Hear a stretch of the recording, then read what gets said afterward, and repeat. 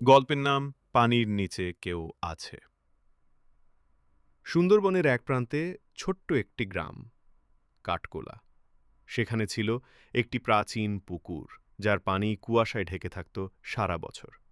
গ্রামের মানুষ বলতো ওই পুকুরে নাকি মাছও ভূত থাকে, যে অর্ধেক মানুষ অর্ধেক মাছ। রাত হলে কেউ কাছেও যেত না। তবে দেবাংশু নামের এক কিশোর এই কাহিনীকে মিথ্যে বলে উড়িয়ে দিল। সে ঠিক করল রাত 12টায় পুকুরে নামবে।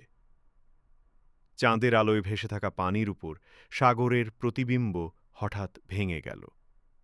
পেছন থেকে একটা ঠান্ডা হাত তার পা চেপে ধরল। সে দেখল একটা ভয়ঙ্কর মুখ, মাছের মতো আঁশে ঢাকা, তীক্ষ্ণ দাঁত, চোখগুলো লাল।